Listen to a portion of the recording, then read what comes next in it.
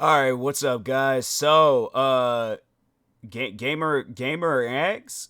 It's either Game Ranks or Gamer X. Bruh, look, I don't know, man. It's 12 a.m. I should be asleep because I'm trying to work on my sleep schedule, and it's just names. Names ain't my strong feature, when it comes to trying to pronounce them and stuff. But they have uploaded a video titled 10 Games That Sucked in 2022. I can name off some games, but I'm gonna let game or gamer, I think it's gamer, I don't know, bro. But anyways, let's go ahead and check out this video. I'm pretty sure it's gonna probably be people spamming the comment sections telling me, not realizing, I'll see the first comment on these spams, okay? So, but make sure if you guys haven't, go subscribe to, let's just see if they say it in the beginning of the video, and then I'll know. But anyways, yeah, let's go ahead and check this out. 2022 was a pretty good year for gaming, but there were some real stinkers. Hi folks, it's Falcon, and today on Game Ranks, 10 games that sucked in 2022. Okay. Starting off with number 10, it's Valkyrie Elysium for the PS5 with a 65 Metascore. Oh, I didn't hear about this. Has had a weird year. For every banger, like Triangle Strategy, you get like a Diofeld Chronicles. For every Tactics Ogre Reborn, you get a Babylon's Fall. And don't worry, we're going to get to that one later. One of the more intriguing games they put out was Valkyrie Elysium. Yeah, I didn't hear about that. Continuation of the Valkyrie profile games from the PS1. As a while ago. Nier Automata was the return of a really dormant franchise. Well, isn't that a lot of, like, the games that comes out? Like, there's some new games, but I feel like that there's just people, like, continuing. Like, you're not seeing any, like, actual new games. You're just seeing, like, the sequel to a game that came out some time ago. So that's how I see a lot of games that were releasing. But anyways, it's Square Enix owned. So who's to say this couldn't be a big rebirth for another franchise, right?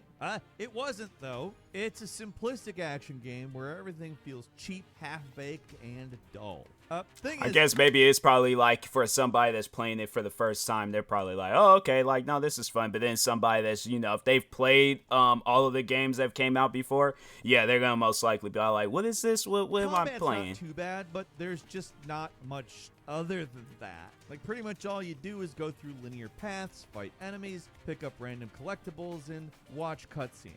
It's not exactly a bad thing. You could probably describe a lot of games that way, but here we're definitely using that as a negative. And if we're using that as a negative, then, well, okay, combat isn't gonna cut it.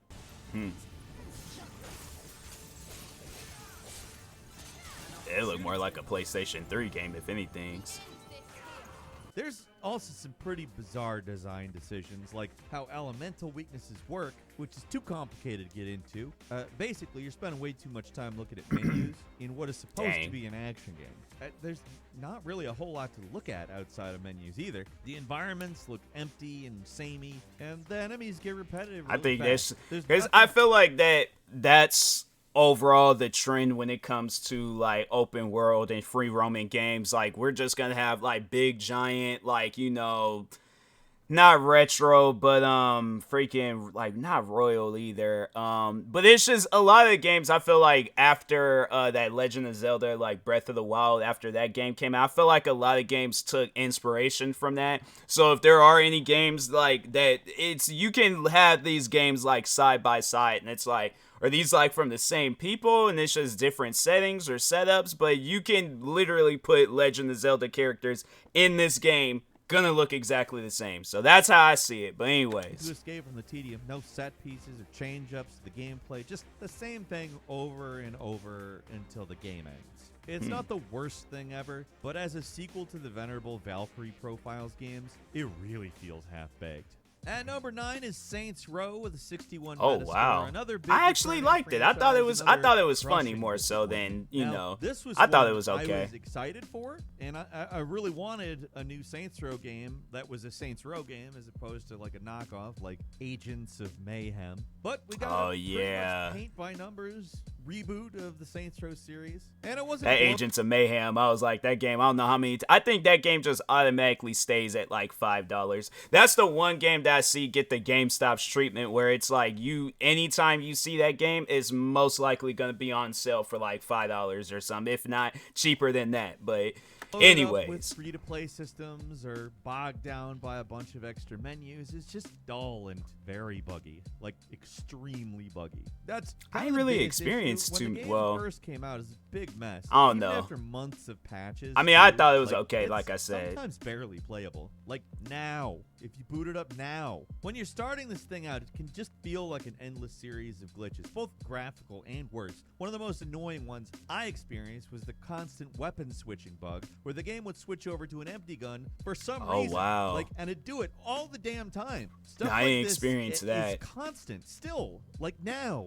along with your everyday game-breaking bugs, messed up mission triggers. I'm trying to think, like, I can't think of any bugs that I dealt with, but I'm not going to say that I didn't. Like, I feel like there was at a point in time where I was like, no, this ain't it. And then I still played because I was like, okay, I want to see how this story ends and stuff. But yeah, I mean, like, I see more so Saints Row. It's like, okay, like, they're trying to, you know how, like, with movies, for an example, when they are like coming out with like, yeah, just pretty much like a reboot. It ain't like the original, but I could probably see like in the future where if they like a Saints Row 2 or something where it's like they bring back the old characters and stuff. But or if anything, I feel like that this may be like a start to where it's like they have like this.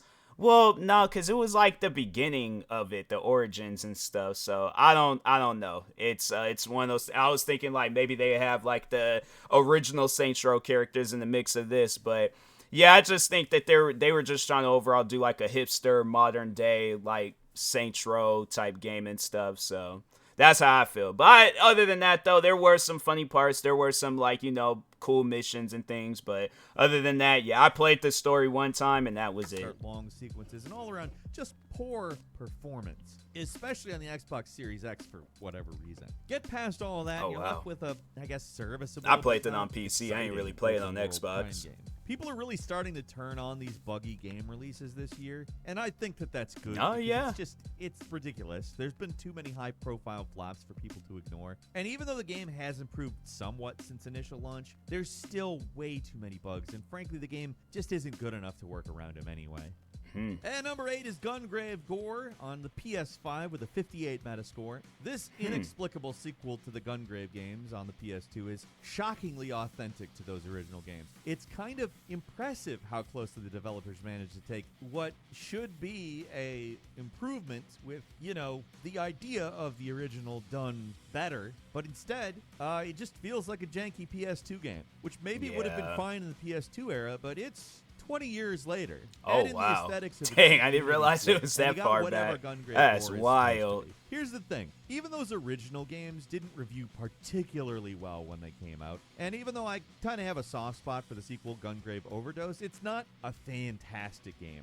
Still, hell of a lot better than this. The controls are stiff, shooting is awkward, and the levels are as basic as they get. It's literally just a bunch of linear corridors that enemies appear in, nothing to collect, no puzzles to solve, really nothing to do. You're just blasting, and while that might sound cool, it's not. The bosses aren't any better. They're just bullet sponges with a few attacks each. Cutscenes, dialogue, all atrocious. Seriously, they couldn't even get like a proofreader in here for some of this stuff. And the amount of grammatical errors in the first cutscene, the first thing that talks at you, it's kind of shocking. Like, there's a little bit of old school fun to be had with this game, but you got to get past a lot of jank to get there. Actually, maybe less jank than the PS2 titles, which is, again, kind of shocking. It's like the sound is nice, I'll admit that. And number 7 is Dragon Ball The Breakers with a 54 Metascore on the PS5. Ever played Dead by Daylight or Friday the 13th and thought, hey, you know, Dragon Ball would work this way? Yeah, they still that? Made it though. It's kind of a bizarre premise, and I was really, really intrigued with it leading in. Actually, like it actually caught my eye, and I was thinking this could be good. But no, it's just kind of another microtransaction-filled mess. Wow. How this thing works is instead of playing as like a Dragon Ball guy like Goku or Vegeta, you're just a weak. Yeah, I like that. that what was it, like Xenoverse or Xenoverse 2 or something like that. Yeah, I that was the last time I actually sat down and was really playing a Dragon Ball game, but I did not know they came out with a Dragon Ball game like Friday the 13th or Dead by Daylight. That's wild. Who has to escape from the various Dragon Ball bad guys. Which, again, interesting idea, but execution is... I mean, those aren't words, but you know what that meant. The controls are floaty and unresponsive. Yeah, that looks... It looks... I could just feel that that's weird. Basically, nothing feels satisfying. The simple act of controlling your character is a chore in this game, and that's kind of a problem in a competitive multiplayer game. Hey, at least have it where you can like get into fights, or are you just hiding? Play either. Cost wow, money you're upfront. just You'd hiding. never know it from looking at the microtransactions, which would be like bad even if the game was completely free. Like, if you gotta give it something, it's one of the most unique games of the year, especially when it comes to the Dragon Ball games. But unfortunately, it just sucks. And number 6 is Hello Neighbor 2 with a 54 Metascore on the PC. The whole Hello Neighbor I played the first franchise one, kinda but weird, yeah, it was all right. With some pretty interesting visuals, but the developers just can't seem to figure out how to pull it all together, you know? They need that rug that the Big Lebowski was looking for, and they haven't found it yet. The first game didn't review well, and this game is basically more of the same. You'd think they'd take this opportunity to, like, find the I didn't realize, like, because I seen that game so much. Like, I seen where people were talking about it. I seen some people playing it, but I guess I just never really paid attention to the ratings and stuff. I didn't realize it was that bad. Make Hello Neighbor 2 a great game, but instead they kind of double down on the same asinine design decisions they made in the first one. That's not to say there aren't a few improvements. The game is still basically just a puzzle-solving game with the fun twist that you sometimes randomly get caught trying to solve a puzzle and are forced to start over. The puzzles are a little more intuitive this time around, but there's still ridiculous stuff like removing a cobweb using a pair of scissors. Like, just use your hands. The stalkers just feel random most of the time, and it makes the puzzle solving part feel more like a chore. It's not scary, it's frustrating, and also it's pretty buggy. All this to say, it misses the mark by a long shot. And number 5 is Dolmen with a 54 Metascore on the PC. You can't have a list like this without at least one really disappointing Souls-like. Like, I think it's required. Oh, nah. Dolmen, basically everything you could want in a Won't play that Souls game. Awkward cutscenes, jerky controls, annoyingly overturned enemies, and everything looks like it's coated with a thick layer of Vaseline. Because, yeah, sure, all right. Anyone looking That's for one thing like, I'm like interesting confused by with sci-fi twist on games this nowadays. genre It's is like, why did they intermediate feel like disappointment. every game This gotta have is like not insects in it? I mean, it is a sci-fi twist, but it's not interesting. It's not fun. It's barely playable. Like, is look at that your the hub. only It's enemy? this Like, y'all just environment forget, that wasn't like, built for your character in aliens any are way, just shape, or people. form. I don't I feel think like they always I've gotta ever add seen a like game some with insects ceilings to this some low. game. It's so weird. Like, cheap apartments aren't even this bad. The plot's a whole bunch of who cares. It's your standard gobbledygook with a slight sci-fi twist. Exploration is disappointing. Combat never feels right. It's just janky and honestly a miserable experience. I don't even want to get into the bosses. These things are simultaneously pathetic and infuriating, and it's not in a good way. They got a ton of health, and just a few hits kills you, while it seems like a quarter Another of your big attacks giant don't even insect. connect. Games don't get much worse than high difficulty combined with intolerable jank. Dolmen, it's those. And number 4 is Babylon's Fall with a 46 Metascore on PC. You knew we'd get here. Like, this is probably one of the ones that everybody thought of when they saw the title of this video. Babylon's Fall. I never played them, so I wouldn't have known. Square Enix, developed by Platinum Games, should have been great, but it's not. In fact, great is about as far from what it is as possible. It is terrible. And do you know what? You can explain it so simply. 4 words. Games as a service. This is an online-only cooperative action game made by a developer that has no idea what to do with that, and also apparently got next to no funding to make it. I honestly don't know what anyone was thinking with this one. Right from the first trailer, everybody's like, then how's the game supposed to even like be successful? There's some decent things about it, like if it ain't gonna have no funding. Which, allegedly, this game was designed with the idea of improving on the Nier Automata combat system. But even though it's probably the best part of the game, it's weak compared to literally every other game they've ever made. And that includes the cheap-ass Activision Legend of Korra games. Like, everything sucks. The story's told through slideshows like it's 2008, and this came from like, the Xbox Arcade Indie section, which would be fine if it was like, you know, an indie game, but it's not. It's also covered with this weird filter that's meant to make it look like an oil painting, but that is not what it does. It actually emphasizes how cheap everything is by trying to hide it. And like a lot of other games as a service games, this one's built to be as repetitive as it possibly can. It's got all the annoying hooks like daily rewards, time-limited activities that keep you playing, but the levels are so basic, and the gear is so underwhelming, there's just nothing to keep I might have to anyone try out playing one of those for games, or experience. at least one of the Babylon's games on Fall this is list. a massive failure by any metric, and it's all the more shocking that a developer that's usually so good made it. Like, did they actually think they were making a good game here? I don't think that they did. I think that maybe at some point they wanted it to be good, and it just wasn't. It doesn't really matter what the intention was either. All that matters is that the end game just sucks. And number 3 is Zell for PC with a 46 Metascore. It's one of those indie games that when you first see it, you think it might be an overlooked treasure or a gem in the rough. Visuals actually look pretty nice in screenshots, and the concept of a sci-fi themed Legend of Zelda, you know, pretty appealing, honestly. Final product, though, it's not there. The game is a mess. Just bugs, like to the point where you're as likely to fall through the floor as you are to actually beat an enemy you're attacking. Trying to do anything is a chore in this game. Using ladders, switches, it's all a crapshoot. And where the game wants you to be in the exact right pixel to do anything, even then, it sometimes doesn't register for whatever reason. Combat is just as awkward. It's got wonky hitboxes all over the place. The save system's a pain. It's just not fun to play this game right now. It's an indie game, so there's a lot of room for the developer to make improvements, but as it stands, it is not as good as it needs to be. At number 2 is Crossfire X with a 30. Oh yeah, I did hear about this. This game is a weird one. I was gonna play this game too, and then once I seen the ratings, I'm like, I ain't going fool with it. I do remember hearing about this game, and it was like, cause I think it did. It only just got it might have got released on other platforms, but I did see it on Xbox, and I'm like, nope, ain't fooling with that. Disparate parts, 2 of them. A miserable multiplayer experience, and an actually not too bad set of single-player campaigns. The campaigns, made by Remedy of all people, are genuinely not terrible. They're not great, but they I might play the and campaign, they're fairly but fun multiplayer on and the a other little hand, short. I don't That know. said, the multiplayer stuff is bottom of the barrel. It's bare bones, it's boring, and not engaging. It doesn't help that it tries to be like hardcore by having no respawns. So expect to do a whole lot of waiting around, wondering what you're going to do with your life. That's like a feature in the game.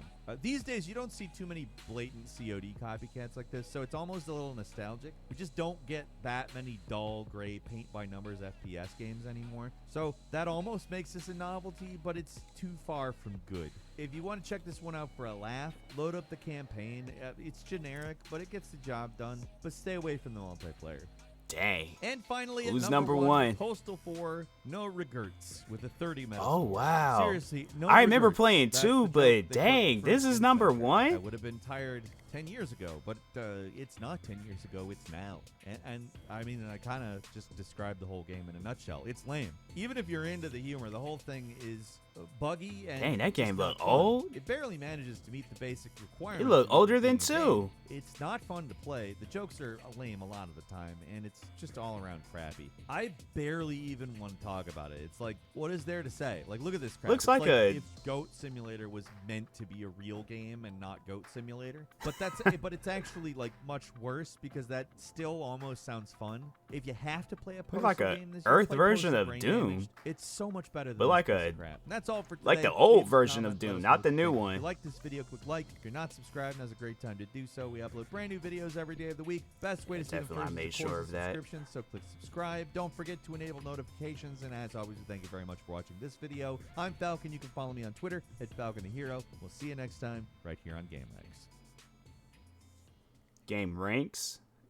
Game I think yeah, game ranks. Look, bruh, all right, I'm not good with names, all right, but man, Postal 4, like I remember playing 2 back when I had started getting into PC gaming, cuz I think Postal, that series never did make it on console, so I was unaware of it, and then when I did get me it was off of a laptop.